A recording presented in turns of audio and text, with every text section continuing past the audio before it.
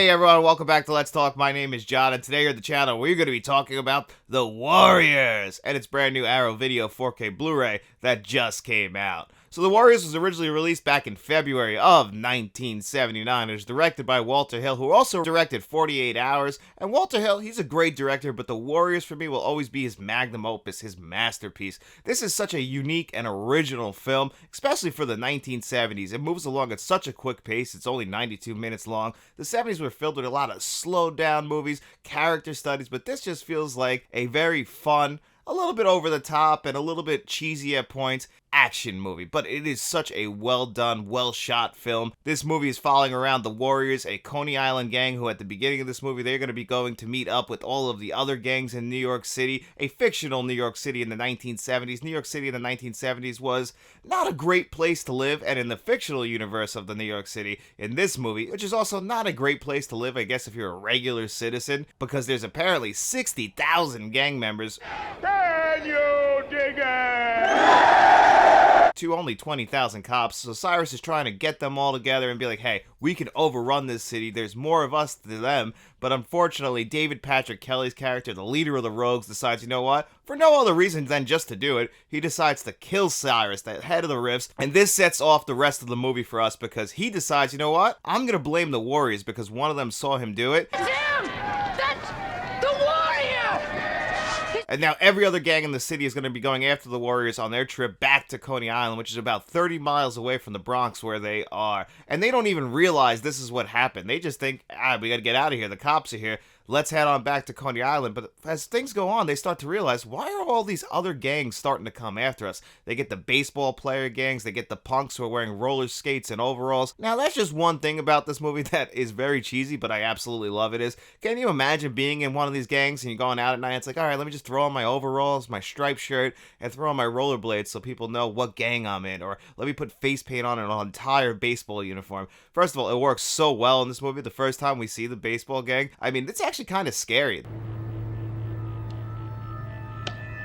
The way they kind of light that scene, especially since this whole movie is shot at night. They were shooting from sundown to sunrise. The only time we ever see the sun in this movie is at the very end with the sun rising when we finally meet up at the beach at the very end of this film. Even though they did shoot a different opening scene where the gang was talking about going to Coney Island, it was only two characters, but they were talking about leaving Coney Island and going to this meeting in the Bronx and what it was going to mean, but they decided to cut that out because that was also in sunlight and they wanted to start the movie in the darkness. Even though there is a director's cut and Walter Hill originally imagined this movie opening with a reading, like kind of going over what inspired him to make this movie. It's like about a Greek myth tale, which is pretty damn cool. They actually have it on the 2005 director's cut, which is included in this Arrow Video 4K Blu-ray that we're going to talk about. And he also wanted to have transitions with comic book splash pages on the screen edited in, but unfortunately they didn't have a lot of money and they didn't have a lot of time for post-production. This movie had a very quick turnaround. It got approved to be made in May of 1978 and it was in theaters by February of 1979. And there were fights in the theaters between gangs just because that's what the world was at the time.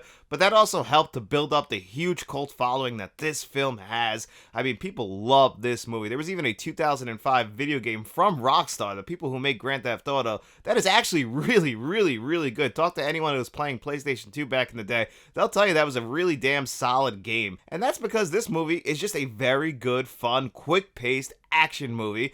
And it's just a very simple tale of watching this gang try and get back to their home base before they get killed by one of the other gangs. And they're also trying to clear their name, a name they didn't even realize they had to get cleared. And you also get some other good performances. I don't think anyone gives a great performance except for one character in this movie, and that is Deborah Van Valkenburg. She plays the love interest to Swan in this movie, and originally they weren't even supposed to get together in this movie. She was just supposed to have a quick scene, but Walter Hill thought that they had great chemistry and they decided to adjust on the fly, and I'm really glad they did because she gives a great performance in this movie. I just feel like she's, the most human of all these characters. Everybody else kind of has to play it a little bit over the top, mainly because we're telling this movie from the gang's perspective, which is very original and unique in its own right, just to get to see what their emotions are and understand their way of living and what caused them to live this. And that's all told kind of between the lines because we're just seeing them act the way they choose to act. Like, we don't really feel too bad for a lot of these characters. A lot of them aren't the greatest of people, especially James Remor's Ajax character. At one point in this movie, he decides to try and get really aggressive with a woman sitting on a bench in the park. First of all, how stupid are you?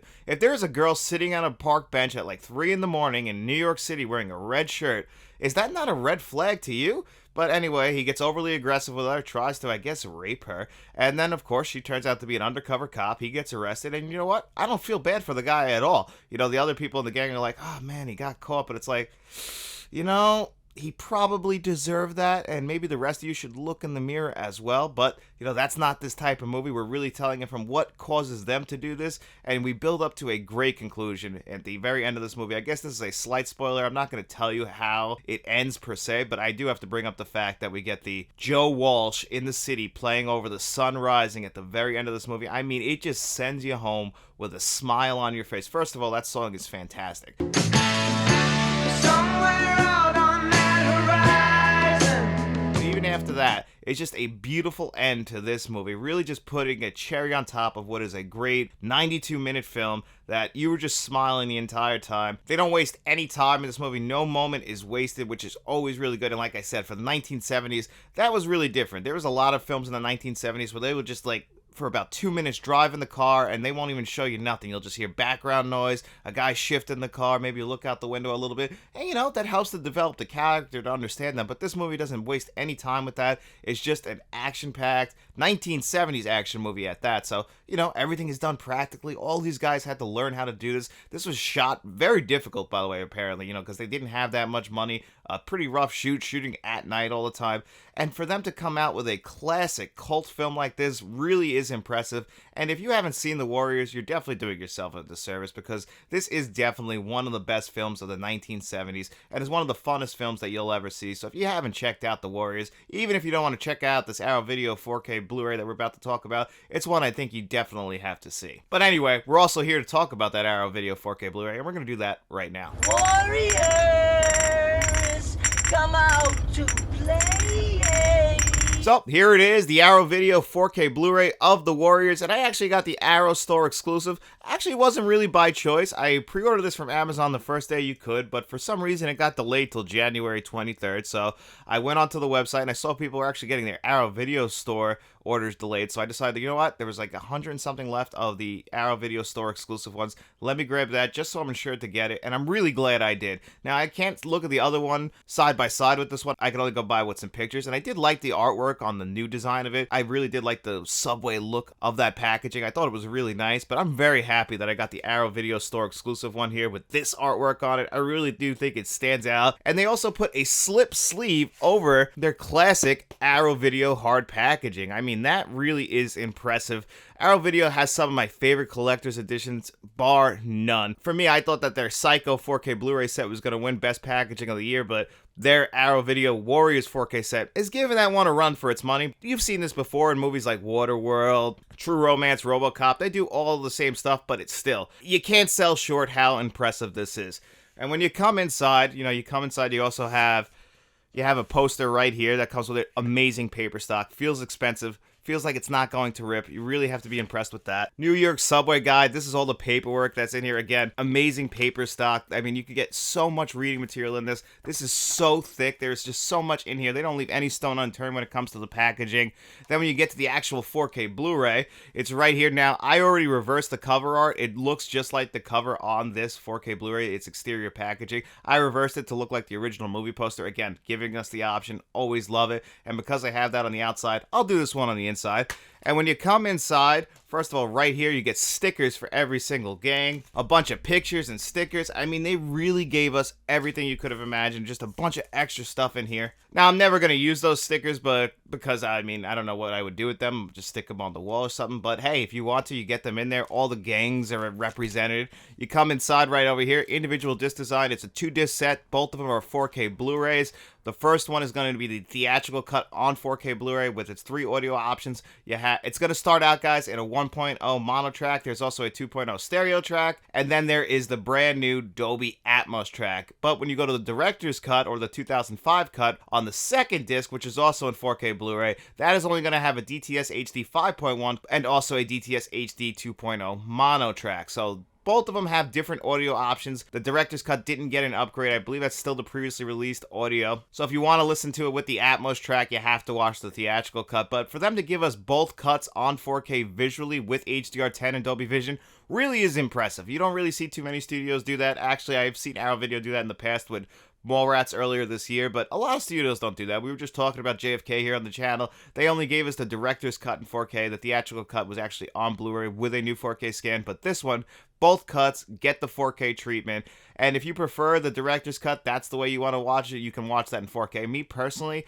I don't like the intro to the director's cut because it's Walter Hill doing the narration, and it just feels like, yeah, I know that that's what he wanted to do. It just doesn't entirely work for me. I do love the splash pages, though, and then how we transition into certain scenes. I always love that when other movies do that. You know, he was inspired by comic books when making this movie, and it looks great. Those scenes do look great. I just don't love the opening, and I really just prefer the theatrical cut. But whatever version you prefer, you get them both here on 4K. Just know that the Atmos track is the one that's going to be attached to the theatrical cut. And that disc is also going to be the one that has all your special features on that first 4K Blu-ray disc. The second disc as special features is just an introduction from Walter Hill talking about the new director's cut back in 2005, at least. But when you get to that 4K and all those special features, not only do you have numerous new interviews recorded for Arrow Video, I'm talking about 5 or 6 brand new interviews, a roundtable discussion, but you also get all the previously released extras. They're called archival extras, I believe, on here, and they are all great as well. You get a nice documentary back from 2005. If you've seen it before, you have that 2005 DVD, then you already know about this, but still, if you haven't, just for them to include that along with all the new extras, again, they just left no stone unturned. Arrow Video just gave us everything we could ever want, but they could have dropped the ball hard when it came to the visuals, and they didn't. These are some of the best visuals I have seen in 2023, and this is one of the biggest upgrades I have ever seen for a film going to 4K. I mean, the visuals in this movie are absolutely stunning. From the opening credits, the red font of the opening credits as we're going through the subway station looked absolutely gorgeous. Right into the opening scene when they're all in the park and everyone is wearing different colors, and just how dynamic that all looks, and you can pull it out from a good amount of distance away, and it just pops off the screen. All the skin just looks natural. You know, whatever people have in their hair, it's starting to glisten a little bit. You notice like the reflection off the leather of the Warriors vest. You might have noticed that before, but now it actually looks real and natural.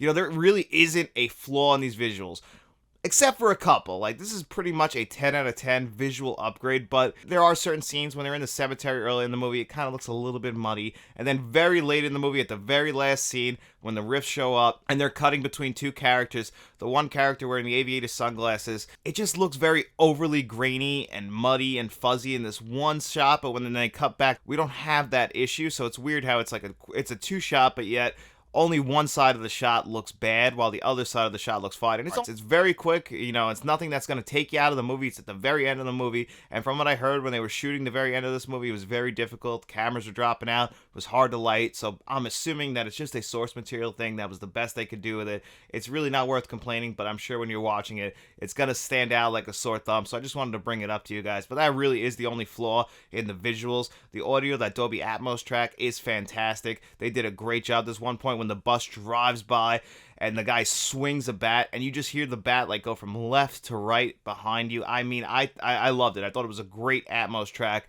Not the greatest Atmos track I've ever heard, but it is mixed phenomenally. A good amount of bass in it. I just felt like they were kind of, you know, in the first third of the movie, it was really bumping. Then it kind of dropped down. But once we get to the third act again, I felt like, you know what, the bass kicks in again. The score is coming through. Everything is crisp and clear. It was a really good Dolby Atmos track. If you want to watch it in the 1.0 or the 2.0, or when you're watching the director's cut in the 5.1 or the 2.0, all that stuff is good. But if you can, check out that Atmos track. That's the track I recommend. But if you're one of those film historians and you only want to watch it in its original audio, they give you the option. And that's really all I asked for. And Arrow Video, when they do this with their collector's editions, they give everybody whatever option they want. If you want to watch the director's cut, the theatrical cut, with whatever audio you want, there's 5 different tracks spread between the 2 discs. You got it all. You got it all here. You have your choices. So whatever one you prefer, you can do it. So many different extras. You have 2 choices of packaging. You can get the Arrow Video exclusive or the regular edition. I'm sure the other edition is just as nice as this one.